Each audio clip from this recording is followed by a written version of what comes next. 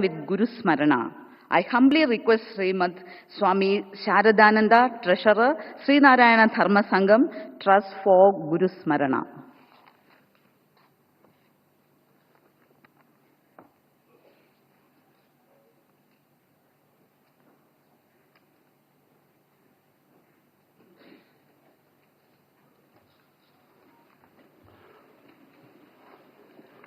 Om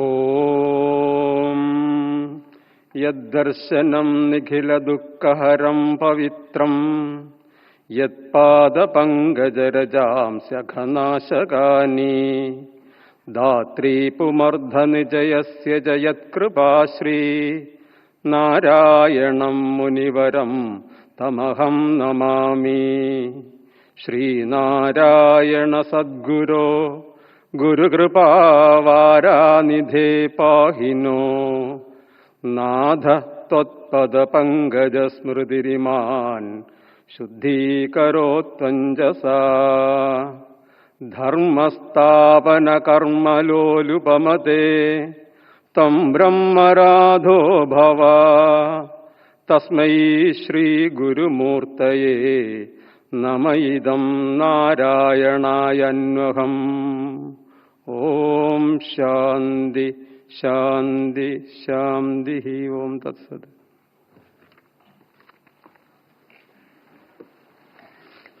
I request all of you to rise up.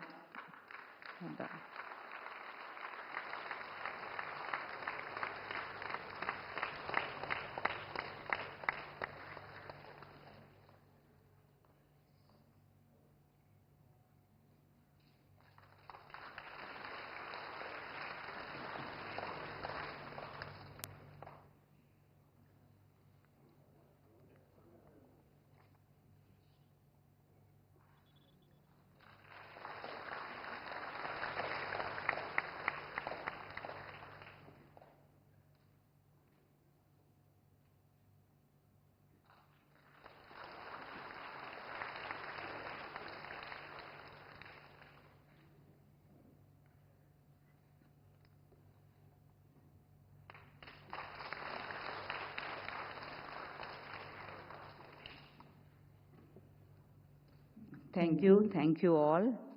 May I request Swami Sharadananda to honor the Prime Minister with a shawl.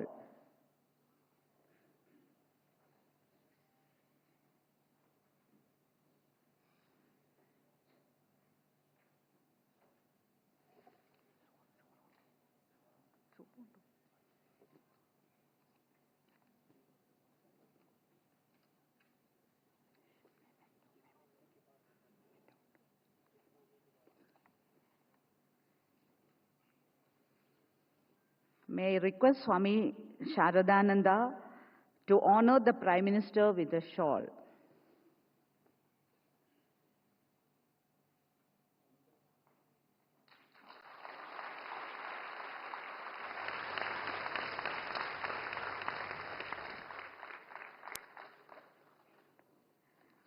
May I request Swami Sachidananda to present a memento to the Honorable Prime Minister as a mark of our love, respect, and sincere gratitude. I also request Srimad Swami Shubhangananda to present books to the Honorable Prime Minister.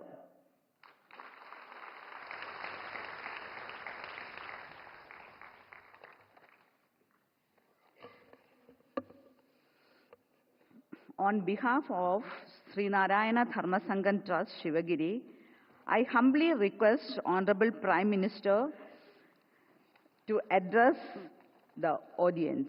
आज ये परिसर देश के इतिहास की एक अभूतपूर्व घटना को याद करने का साक्षी बन रहा है। एक ऐसी ऐतिहासिक घटना जिसने न केवल हमारे स्वतंत्रता आंदोलन को नई दिशा दी, बल्कि स्वतंत्रता के उद्देश्य को, आजाद भारत के सपने को ठोस मायने दिए। 100 साल पहले श्री नारायण गुरु और महात्मा गांधी की वो मुलाकात आज भी उतनी ही प्रेरक है, उतनी ही प्रासंगिक है। 100 साल पहले हुई वो मुलाकात सामाजिक समरसता के लिए, विकसित भारत के सामूहिक लक्ष्यों के लिए आज भी ऊर्जा के बड़े स्रोत की तरह है।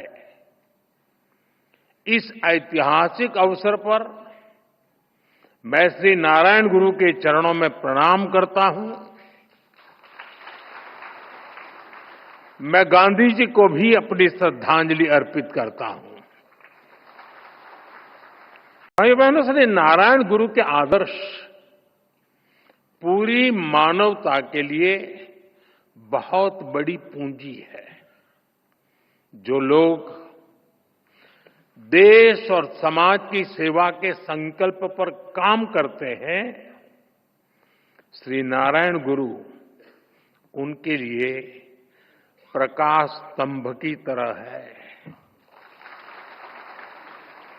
आप सभी जानते हैं कि समाज के शोषित, पीड़ित, वंचित वर्ग से मेरा किस तरह का नाता है, और इसलिए आज भी मैं जब समाज के शोषित, वंचित वर्ग के लिए बड़े निर्णय लेता हूं तो मैं गुरुदेव को जरूर याद करता हूं। तो हमने पिछले एक दशक में देश में इतनी बड़ी संख्या में नई आईआईटी, आईआईएम, एम्स जैसे संस्थान खोले हैं, जितने आजादी के बाद 60 वर्षों में नहीं खुले थे। इसके कारण आज उच्च शिक्षा में गरीब और वंचित युवाओं के लिए नए अवसर खुले हैं। बीते 10 साल में आदिवासी इलाकों में 400 से ज्यादा एकलव्य आवासीय स्कूल खोले गए हैं। जो जनजातीय समाज कई पीढ़ियों से शिक्षा से वंचित थे, उनके बच्चे अब आगे बढ़ रहे हैं। भाइयों बहनों, हमने शिक्षा को सीधे स्किल और अवसरों से जोड़ा है।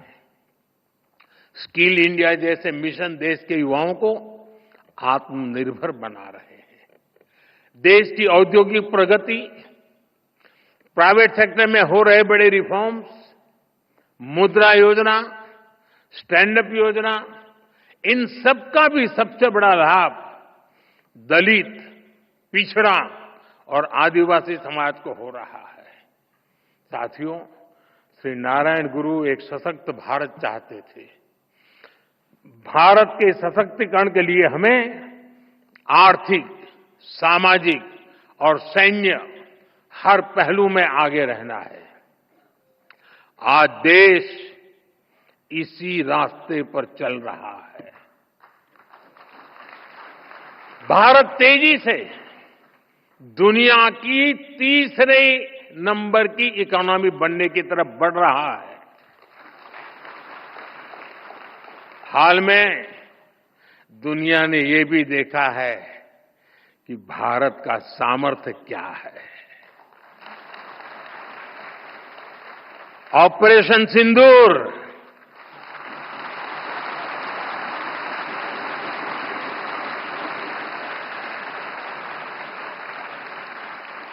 ऑपरेशन सिंदूर आतंकवाद के खिलाफ भारत की कठोर नीति को दुनिया के सामने एकदम स्पष्ट कर दिया है। हमने दिखा दिया है कि भारतीयों का खून बहाने वाले आतंकियों के लिए कोई भी ठिकाना सुरक्षित नहीं है।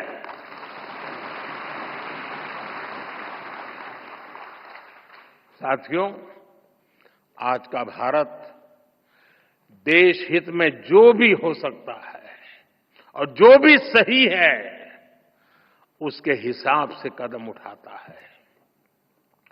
आज सैन्य जरूरतों के लिए भी भारत की विदेशों पर निर्भरता लगातार कम हो रही है। हम डिफेंस सेक्टर में आत्मनिर्भर हो रहे हैं और इसका प्रभाव हमने ऑपरेशन सिंदूर के दौरान भी देखा है। हमारी सेनाओं ने भारत में बने हथियारों से दुश्मन को 22 मिनट में 22 मिनट में घुटने टेकने के लिए मजबूर कर दिया। मुझे विश्वास है आने वाले समय में मेड इन इंडिया हथियारों का डंका पूरी दुनिया में बजेगा। साथियों, देश के संकल्पों को पूरा करने के लिए हमें श्री नारायण गुरु की शिक्षाओं को जन जन तक पहुंचाना है। हमारी सरकार भी इस दिशा में सक्रियता के साथ काम कर रही है। हम शिवगिरी सर्किट का निर्माण करके श्री नारायण गुरु के जीवन से जुड़े तीर्थ स्थानों को जोड़ रहे हैं। मुझे विश्वास है उनके आशीर्वाद, उनकी शिक्षाएं अमृतकाल की हमारी यात्रा में देश को रास्ता दिखाती रहेंगी।